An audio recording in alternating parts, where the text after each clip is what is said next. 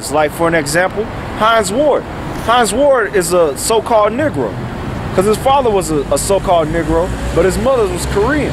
Kamora Simmons is another one that passed for a Korean woman, but really she's a black woman. Okay? Alright? Who's another one? You got, oh, what's that nigga? Bruno Mars? That nigga's Puerto Rican, man. A so-called Puerto Rican, because his father's Puerto Rican, but his mother's one of them Filipinos or Polynesians or something. Same with The Rock. His father's a black man. So even though they might carry on some of them features of their mother, they still Jakes. They have the spirit of Jake. And they are Jakes through the lineage. Okay?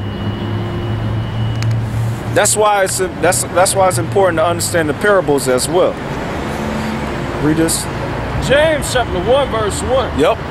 James, a servant of the Most High and of the Lord Yahweh Shai, to the 12 tribes which are scattered abroad. Which are scattered abroad. That's the point. The 12 tribes are scattered abroad. Alright? They came out, the elders, they doing the on GMS.info 11, they going in about the 10 tribes, the Latinos and Native Americans, and they even saying that they found out over there in England, you got a lot of these people over there in England that can trace back their lineage to the Native Americans.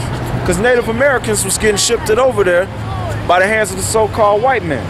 He was the main slave trade before they was enslaving you Negroes over here. They was enslaving Native Americans. Okay? Alright? And that American I am, that's a bunch of bull, man. Because they glorify, they got a lot of them terrors up in there too. A lot of heathens that you think are your people, and they're not your people, like Obama. Okay?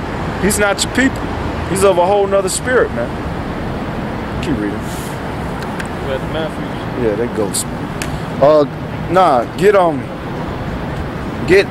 Lamentations 1 and 3. Yeah, them niggas ghost, man. They're dead. Alright.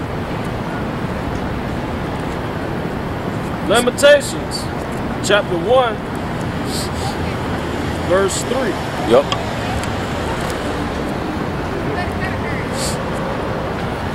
Lamentations 1 and 3. Judah is gone into captivity because of afflictions, and because of the great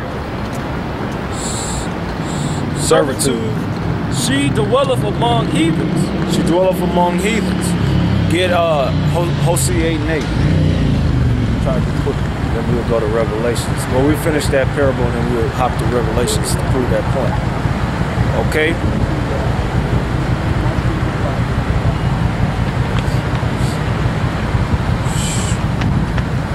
Hosea chapter 8, verse 8. Israel is swallowed up. Now they shall be among the Gentiles as a vessel wherein there is no pleasure. And Zechariah 8 and 13. Then we'll go back to Matthews. Okay? So that's plain, man. It's saying that the seed of Israel, Negros, Latinos, and Native Americans, which are the Israelites, that they're amongst the nations, man. Scattered amongst them. That's part of the curses. You can read that on your own. That's Deuteronomy 28, verse 64. Zechariah chapter 8, verse 13. And it shall be, and it shall come to pass, that as ye were a curse among the heathen. Yep.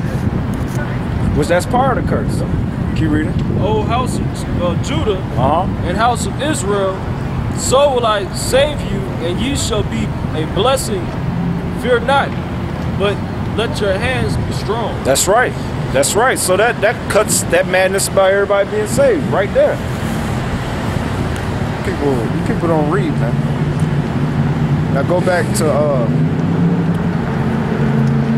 Matthew chapter 13, verse 47. Read the end of that parable, and we'll go to Revelations and we'll wrap it up. Matthew chapter 13, verse 47. Again, the kingdom of heaven is like unto a net that was cast into a sea. So we broke down what the net is. That's the truth. The fishers cast the net, which is the truth, that's them preaching the word. The fish for the elect, catch men of Israel. And at the men of Israel, it's all over the place due to the curses. Keep reading. And gather of every kind. And gather of every kind, meaning you're going to have Israelites that don't look like the typical Negro, Latino, and Native American. Okay, because of them being in these different lands for so long and dealing with these women of the other nations. It can happen within one generation or several. They start to look like the other nations. Keep reading. Which when it was full, they drew to shore and sat down. And we're close to that time where the elect is going to be full. Okay. All right, keep reading. And gathered the good into the vessel. Now the good represent the elect, because we broke it down last week. When the Lord come back, He gonna say the elect of Israel, which the elect of the elect, because Israel already is known as the elect. Then there's an Israel the Most High, because not all Israel is of Israel, and now all Israel got the truth. Only the elect receive the truth, and the rest of Israel was blinded, which is 2/3. Keep reading. But cast the bad away. And the bad is the 2/3. Because remember, the Lord is speaking to the nation of Israel, not everybody, about the kingdom of heaven. So 2/3 of them going to be cast away. Keep reading. So shall it be at the end of the world. The end of the world, which is the end of the age. Okay? So this is one of the signs. You got to understand this parable, and you also got to understand what is it talking about. Keep reading. Now that little girl doing the gangbang style, man. Fuck. Keep reading. The angels shall come forth and serve the wicked from among the just. Yep. Sever the wicked from the just. Which the word sever means to cut apart, right? That's separation right there. So when the angels of the Lord come in, they're going to separate the wicked from the just, meaning what? The just would be the elect. That's another word for the elect. And the wicked, that includes the ungodly, which are the heathen, and 2/3, which are the sinners. They're going to be destroyed. We broke that down last week. Keep reading. And shall cast them into the furnace of fire. What's the furnace of fire? That's America getting hit with missiles, man. Keep reading. There shall be wailing and gnashing of teeth. Wailing and gnashing of teeth. That's the end of that parable. Go to Revelations chapter 7. Start at the top. Revelation 7. And after these things I saw the 4 angels standing on the 4 corners of the earth, holding the 4 winds of the earth, that the wind should not blow on the earth, nor on the sea, nor any tree. That's right, because that wind is talking about that destroying wind that you read in Jeremiah 51:1. Which is speaking about what? The missiles. Okay? Keep reading. And I saw another angel ascending from the east, having the seal of the living power. The living power, the seal of the living power, when you look it up, it says having the name of the Father and the Son. Okay? That's the living seal. Okay? Keep reading. And he cried with a loud voice to the 4 angels, to whom it was given to hurt the earth and the sea. Yep.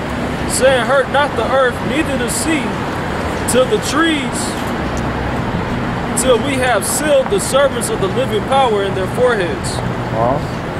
And I heard the number of them which were sealed, and there were sealed 144,000 of all the tribes of the children of Israel.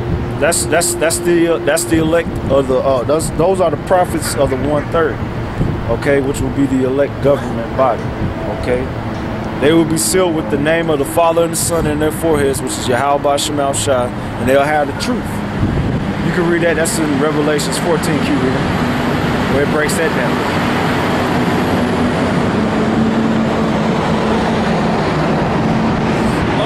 Of Judah were sealed 12,000. The so-called Negros. Of the tribe of Reuben were sealed 12,000. So-called Seminole Indians. Of the tribe of Gad were sealed 12,000. That's not the Lord. Okay. All right. You can read the scriptures. Go to Revelations chapter 1, verse 13 through 15, and it says that the Lord had skin like brass as if it had burned in the furnace. He had hair white and woolly in texture. Okay. So the Lord was a man of color. Okay, and he came from the tribe of Judah, which the scriptures describe him as having, being black onto the ground, being different shades of brown. So that image right there, that's not the Lord.